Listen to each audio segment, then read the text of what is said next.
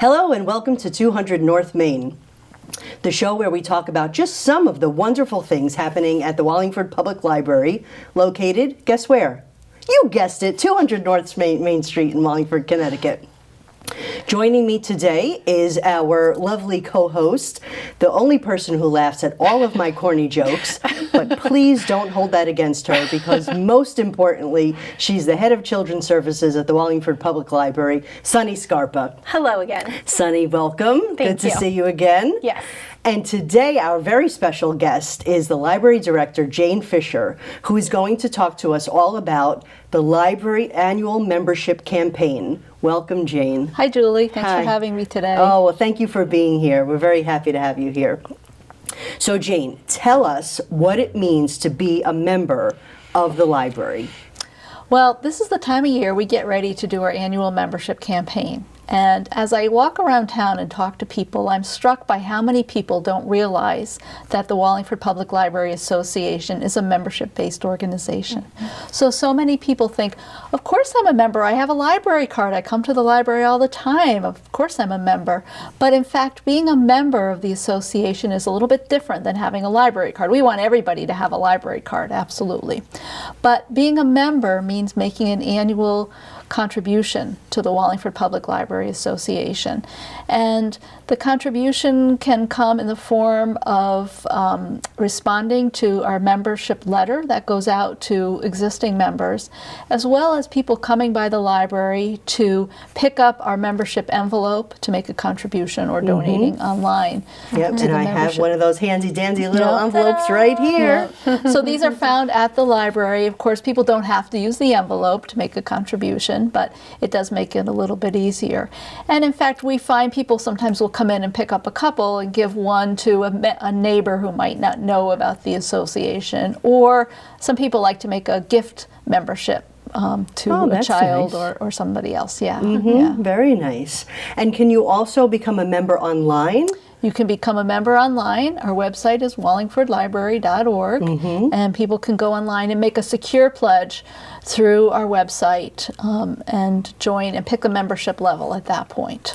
So, I'm glad you mentioned membership levels, Right. because what are those membership levels? So membership starts, basic membership, at $10 a year. We really want it to be an affordable option for people. But there are other levels too. You can be a supporter at $25, a sponsor at $50. Many people choose Library Lover. It's a $100 contribution a year. And there's an option for a lifetime membership as well.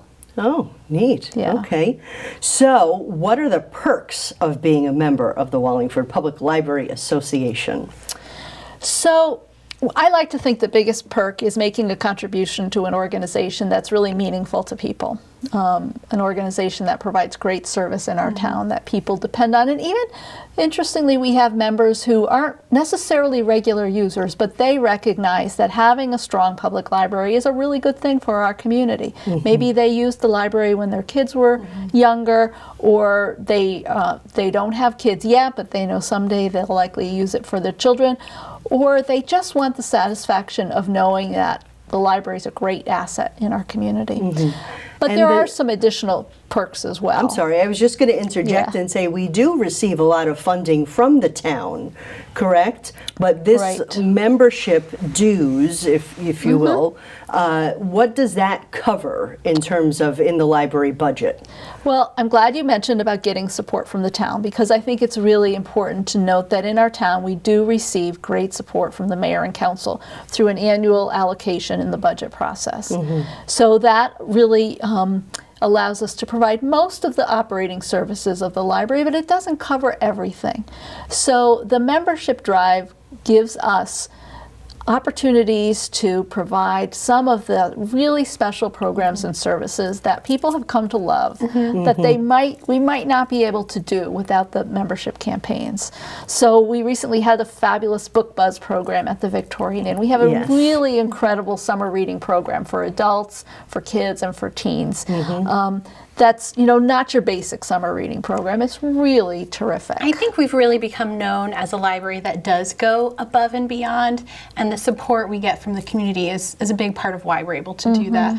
We have, we have a good number of public access computers that people can use, and we have enough that we don't have to say, 60 minutes, you have to get off because somebody else is waiting. That's true. Those are the kinds of things that really are above and beyond what our allocation from the town can support. But let us go the extra mile and be not a good library, but a great library for people. Yeah. And I like to say that in this central part of the state, of course I'm biased, but I think Wallingford Public Library is really the gold standard by which other libraries are measured.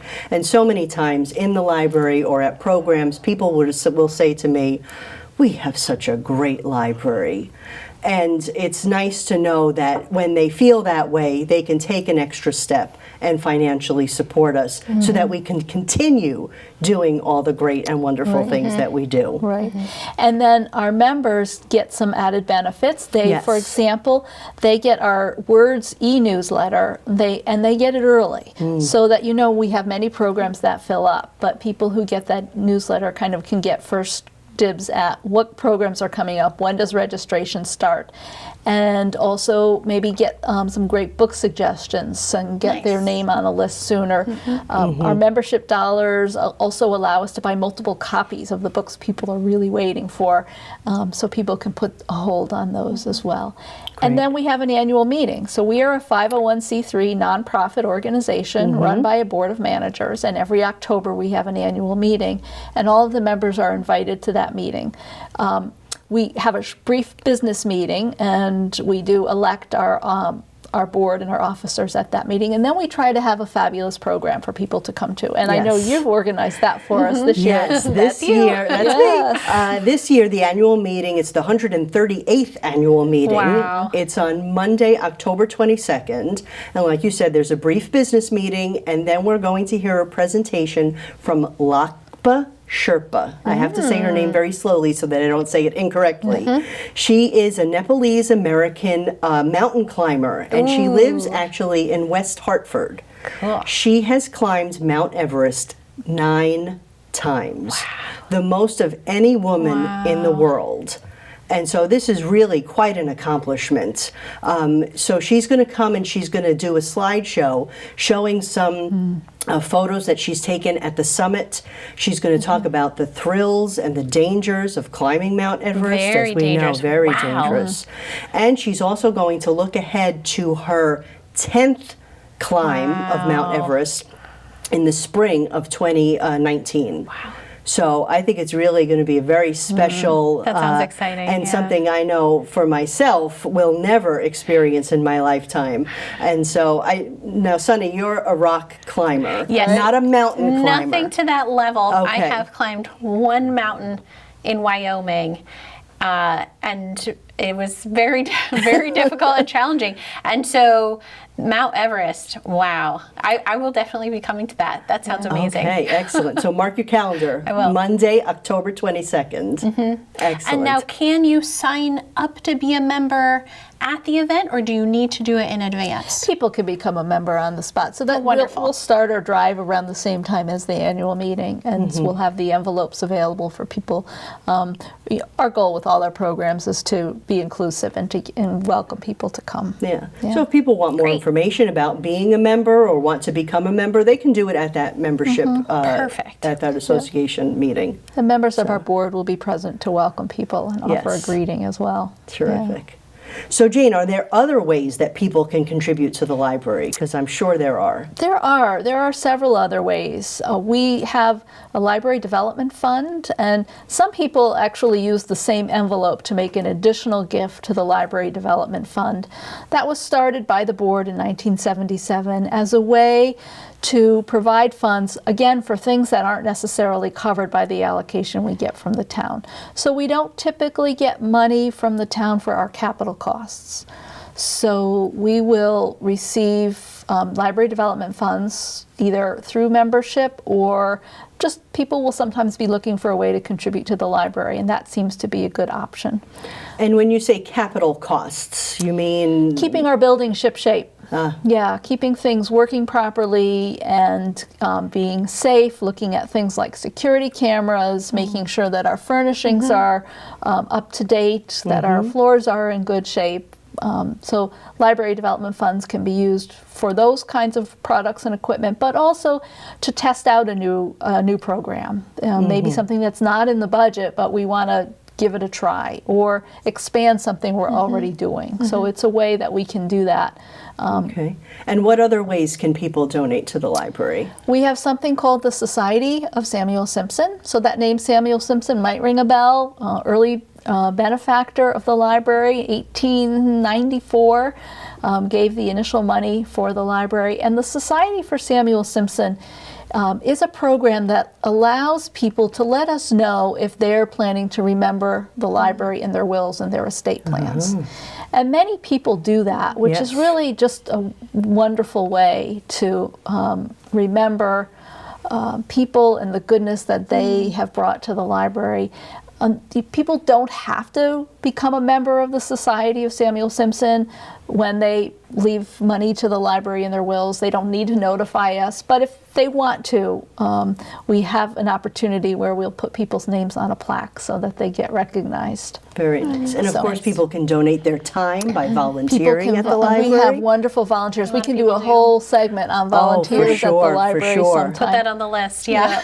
So, but what I want to tell people is if you would like more information about volunteering, donating, all the myriad ways that you can support the library, they should go to wallingfordlibrary.org, or of course they can call the library at 203-265-6754. Jane, thank you so much for being here with us. And as you know, when we finish the first segment, I always have to ask a riddle. Here we go. Okay. So I apologize, Jane, and I will tell you the answer tomorrow at work because you won't be around for the second segment to hear it. But the question is, what's the difference between a cat and a comma? The answer when we return.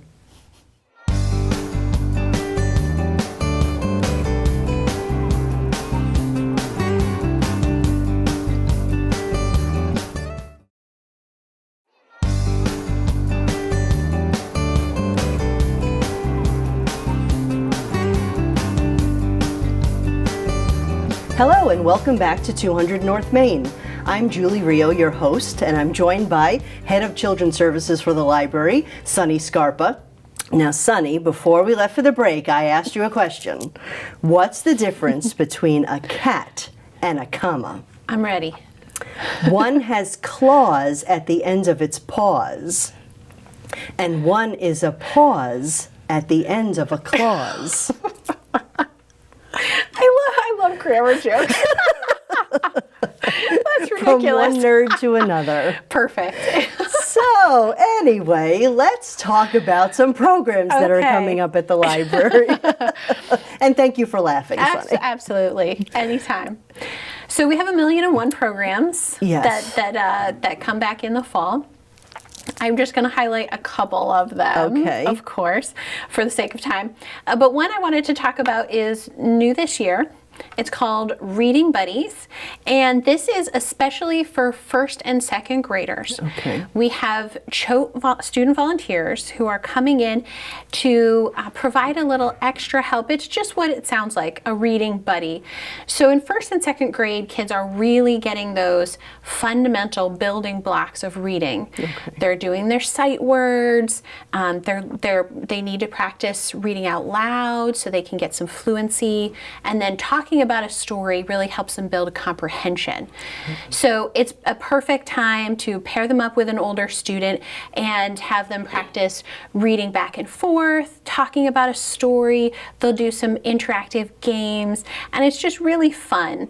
So that is just a drop-in program. It's going to be on a Friday once a month, and our first two dates are September 21st and October 12th. It's at 6 o'clock. So if any parents want to bring their kids over after dinner, they can just drop in for that one. That's a great partnership with Choate. I'm really excited about Yeah. that one. And the group leaders for that, it's an Interact Club. So it's Choate student volunteers supported by the Rotary Foundation. So it's a really vibrant club.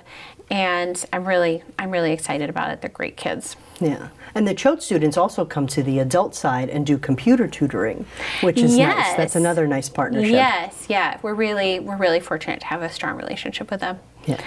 And then another one I wanted to highlight is it's not new, but it is sort of a special program. Of course, we have weekly story times that meet for kids 0 to 5, all different types of programming.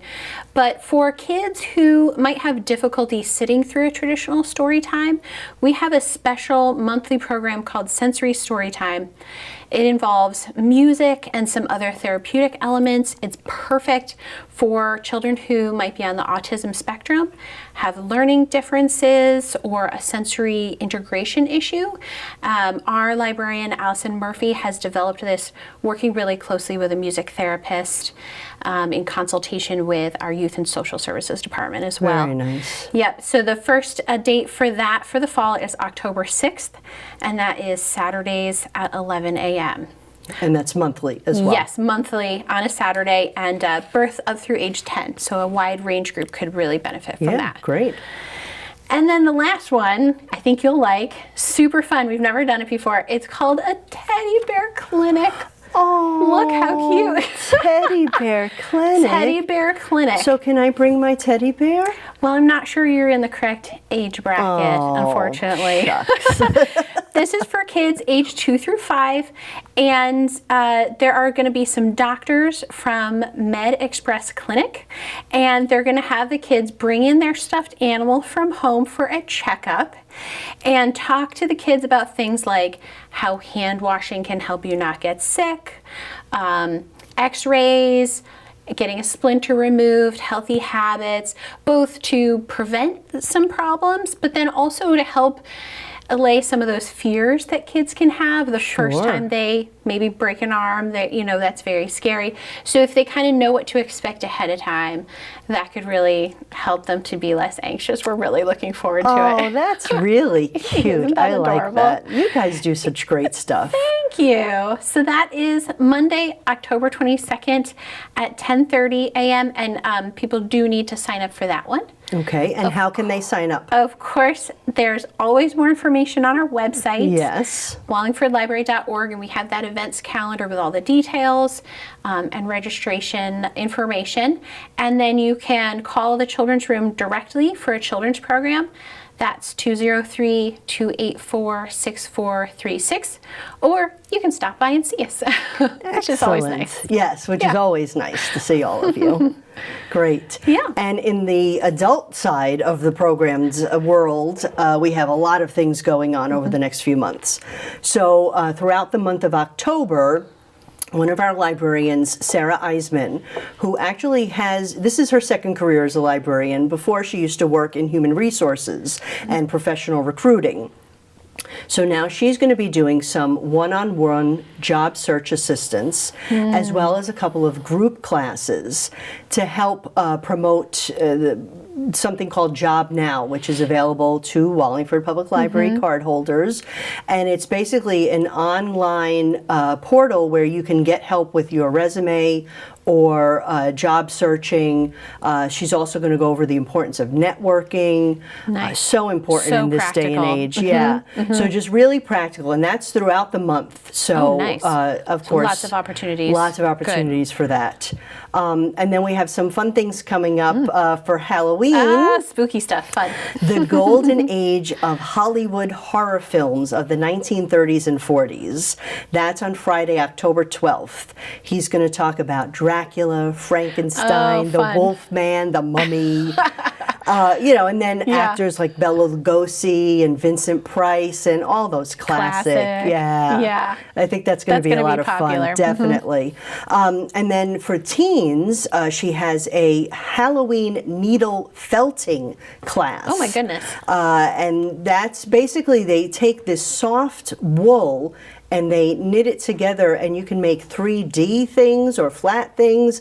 I mean, you know Jen Nash, our teen librarian. She's always doing great Always. things with the teens. So that's another Halloween-themed program. I'm not crafty, but she always does something amazing this time of year. I'm sure it's Yeah. going to be really cool. For sure, for sure. And then another interesting one, the registered dietitian from ShopRite of Wallingford, her name is Marissa McCoy. She's been to the library several times. Very She's popular. coming on November 1st to talk about allergy-conscious cooking for the holidays. So, I don't know, I have some friends who are gluten-free, and when they come to my house, I have no idea what to make for them. You know, and Yes. or going to their house, one of them said, bring a dessert. Honestly, I didn't know what to bring. I brought a fruit salad. Yes, yeah, that was the first thing that popped in my head too. Yes. So Marissa's going to talk about common allergies and how to basically get around them. That's so helpful. And actually, she's going to cook, at my request, of course, a gluten-free dessert and give everyone the recipe. Perfect. So I think that's going to be very good. And will you be tasting this dessert at the program? Of course, Sonny. What's the point of having a cooking demonstration if we can't taste it? Well, that sounds wonderful. Yeah, oh, it'll be great. And then to commemorate Veterans Day the week after, on November 8th, we have 4 veterans coming to talk about their experiences. One from the Coast Guard, one from the Army, and 2 from the Marine Corps. Oh, wonderful. So that's a very special program. Bob Boucher, who puts together Veterans Coffee Houses in Wallingford, he's helping me with that program. He's a wonderful man, and I'm very great. pleased to know him. That's great. And have his assistance on this. And what else do we have coming up? In December, now I'm going to talk about December. Okay. I know. I'm It'll gonna be talk here about it. before we know it. So on December 4th, the SCOW School of Music is having their annual Festival of Spanish Carols. Fun.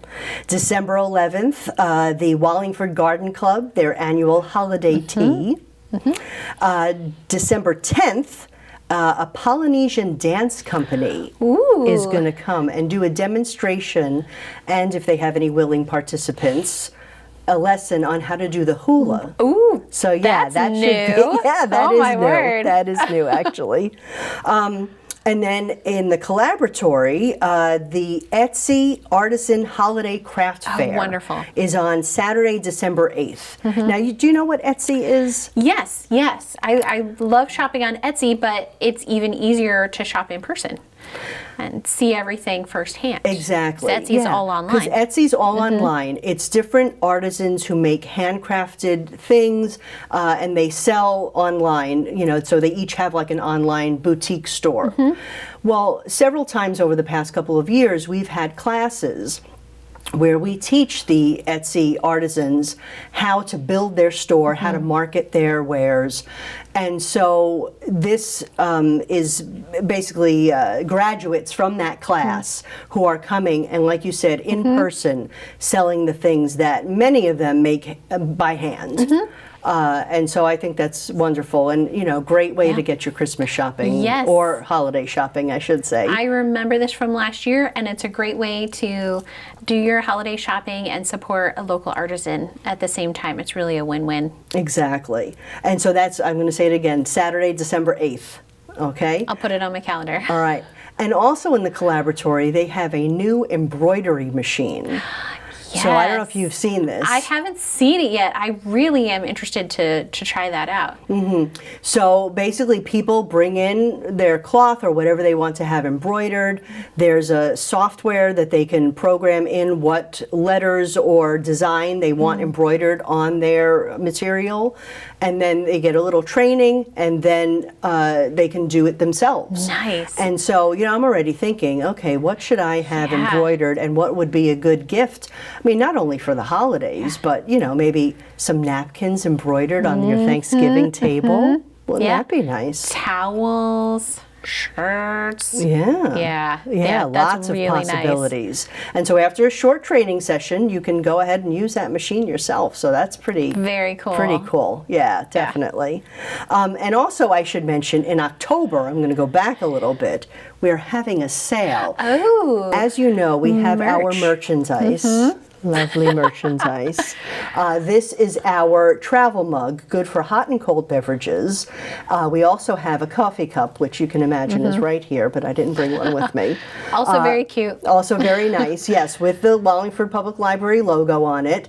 And in the month of October, they're 2 for 1. Ooh. $5 for both. Ooh. And this is nice because, good. Sunny, you see this? You can bring this in the library. Allowed in the library. Yes. Perfect. And in October, we bring out the pumpkin spice coffee. So this and Hit a the cup Keurig machine and Exactly. Yeah. Perfect. Way to go. Perfect. So, anything else that you wanted to mention, Sunny? Or I think we've covered quite a bit. We've covered quite a bit. Of course, we always have in the children's room a lot of ongoing programs. So we have weekly story times. We have monthly programs for school-aged kids, like our STEM and our Maker programs. And all that information is on our website. Great. Yeah. And so the website again, wallingfordlibrary.org. Or they can call the main number of the library, which is 203-265-6754. And Sunny, I have to ask you, why do you think the chickens crossed the road? Good question. To get to the Wallingford Public Library, because they heard about all the Yes. wonderful things we're doing. Of course. Of course, Sunny. So we hope that you will check out the Wallingford Public Library either by visiting our website, calling us on the phone, or coming to 200 North Main Street, where our doors open to endless possibilities. Thank you for joining us.